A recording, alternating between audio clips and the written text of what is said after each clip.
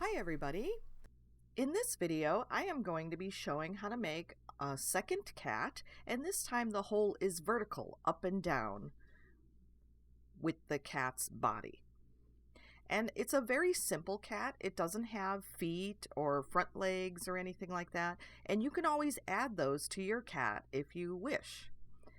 So let's go on to the video. So you want to make sure whenever you're making a bead that your bead release is nice and warm and toasty, and you really can't overheat bead release. So just get it nice and glowing. And I'm going to lay down some white glass just for the body section of this cat first. So I have a nice disc at the end for the bottom of my cat, and so that I can make a nice dimpled hole, and then I'm just coiling the white glass upward to the height that I want the body. I'm going to put on the head after this, so I'm just worrying about the body right now. And it's going to end up being a cone shape when I have all this glass laid on. I'm going to have a cone shape, and then I'm going to flatten it a little bit so that if you're wearing this as a pendant, it will lay flat against your chest. Because if it was a round, if I left them totally round, you know, they could rotate around sometimes and you won't be seeing the right side of the pendant, which is the front side. So flattening the back of any type of pendant or bead that you want to lay flat against your chest is always a good idea, so then you can have the right side facing outwards at all times. So just an FYI on that. So I'm just heating this whole mass up, and I'm going to have a tapered cone shape. And what I'm doing now is I'm making sure I'm making a cone, but I'm also dimpling that bottom hole. The top I don't have to worry about because the head's going to go on still, but I want to make sure that bottom hole is nice and dimpled for my finished bead. And so now I'm just going to add some more glass here for the bottom of the cat because I tapered that down to make a nice hole.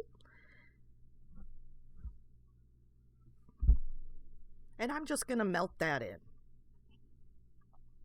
And then I'm going to flatten this bead, but I'm not going to flatten it with smashers. I'm just going to press it down on my marver.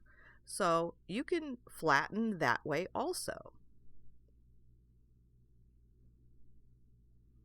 You don't have to have mashers to actually flatten. And so now I'm just going to use my little tool and taper it down to where the neck meets, because the neck glass of course is a little thinner, and so it doesn't taper down evenly. And so for the body, I'm going to make a nice big pink belly for this cat. So I'm going to put a nice dollop of pink glass on there for his little tummy.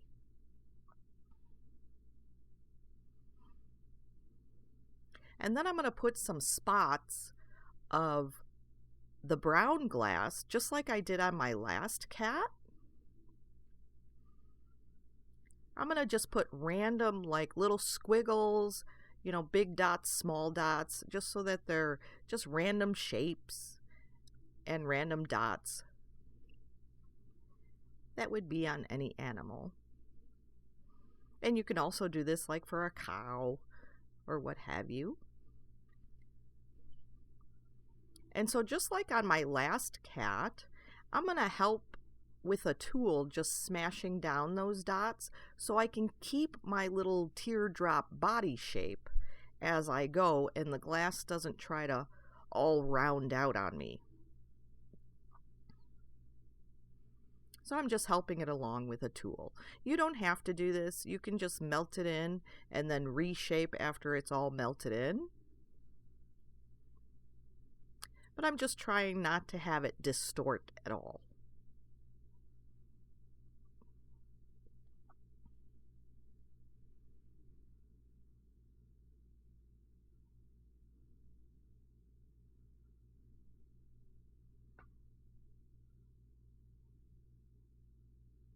And so once I'm happy with the dots on here, at this point, if I wanted to, I'm going to put the head glass on now. But I could actually add the feet and the front legs right now if I wanted to add them. But I'm going to do the head. And so I'm overlapping just slightly the top of that neck section, and you just want to make sure that it's not too thin there, because you can have issues with the head cracking off if your glass is a little too thin at that neck. So you just want to be careful about that. You want a little bit of glass there to support the head. And I'm just going to add as much glass as I want for this head. And I think I want a little bit bigger of a head, so I'm going to add some more.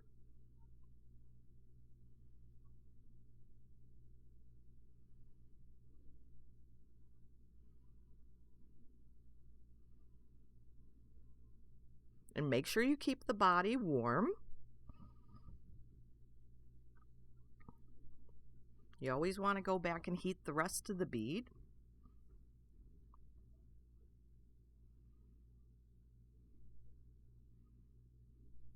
And then I'm going to flatten the head a little bit. And this time I'm going to actually use my mashers, because when I actually did it manually, I had the head go a little crooked, like it wasn't lined up with the body.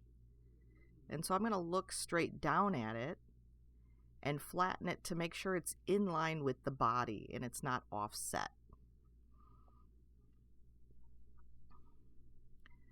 And so I'm going to put eyes on, but this time I want them sticking out a little bit, because I'm going to have the cheeks and the mouth part also sticking out. So I'm going to add a little foundation of white, and you would need this just like in the last cat video. You would need the white background if you're going to have a different colored cat. If you were going to have a black or gray cat or a blue cat, you'd want to have the little white part of the eye behind the rest of it, even if you use an opaque color for your eye.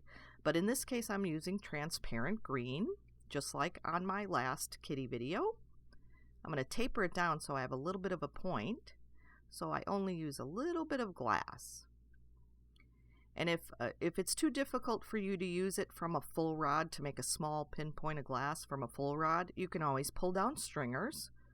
So you can have a stringer of the green. I'm going to add a little bit more on this eye because it wasn't quite the same size. And I'm going to tap them down so they're a little bit flat, but they're still raised. So I have my kitty eyes, and now I'm just going to put the pupils in. Just very tiny dots of black stringer. You can use intense black stringer if you have a lighter color eye where the black would fade out. And now I'm going to place the cheeks. So I have 2 little dollops of the brown color and 1 tiny one underneath and between the 2 for the little mouth. And I'm going to flatten those down too.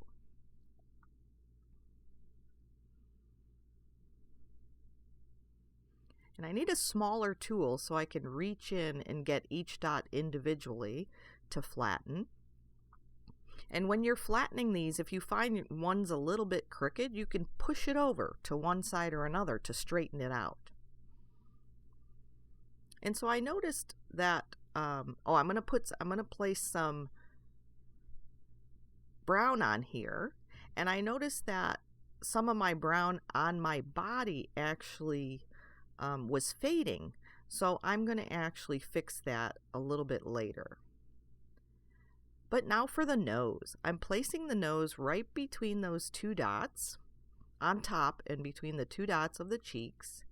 And just like in my last cat, I'm going to flatten the nose and then make a little triangle. Push the little glass ball from side to side and make a little triangle shape with the nose. And do this as many times as you need to until you get a nice triangle shape for your cat. And so I have a little bit of brown color on the back, and the one side is going to be part of the ear. So the ear will be partially brown on the bottom there. So that's purposefully left raised up. Oh, and here's where I fix, it's a little faded, that brown. I don't know why the brown faded by that one spot there on the cat, but I'm just adding a little more brown there so that that spot will darken up. Melting in a little bit of the ear brown and then the little spot I made on the back of his head too.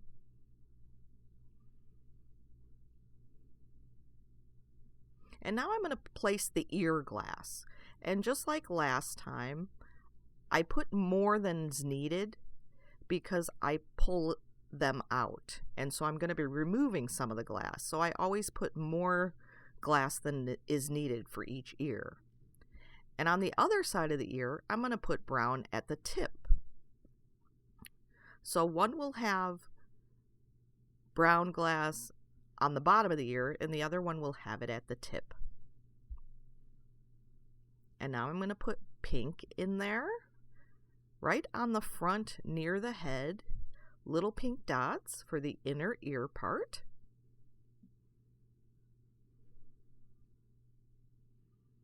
Make sure you keep your bead all warm. And now I'm going to place the tail. So what I'm going to do is I'm going to start from the back, and I'm going to trail it around the front and then make a little curlicue right over his belly. And it was kind of a thin tail, so I'm adding a little bit more glass, especially to the bottom section where it would be thicker normally. I'm tapering that out there.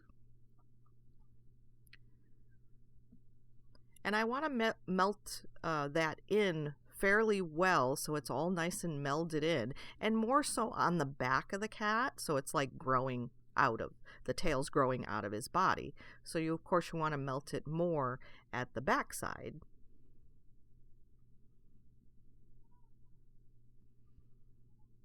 And that's what I'm doing there. I'm melding it in so it looks like it's just coming out. And now I'm going to go back to the ears. And I'm going to heat each ear. And I'm going to flatten them and get that pink pushed into the inside. And flatten them out so they look kind of like bear ears. And this is actually how you would do a bear. It would be basically this almost the same way. And you would just flatten these ears, pinch them out, and be round. So a bear ear would be this way, a mouse ear. You might want to make mouse ears a little bit bigger, but they would be the same way. And it's just for the cat ears, you're going to taper them out into little points. And so it's however you want your ears to go. If you want them to go more upward, more outward, etc. But just taper them into little points. And get them about the same size and the right size for the head that you have, you know, until they look good to you, basically. If they look like they're the right size and the right shape. And so I had to pull out a lot of glass because they were really big ears and they kind of look like bat ears more than cat ears, and they still kind of look like bat ears at the end, but you could tell it's a kitty cat. It's all subjective.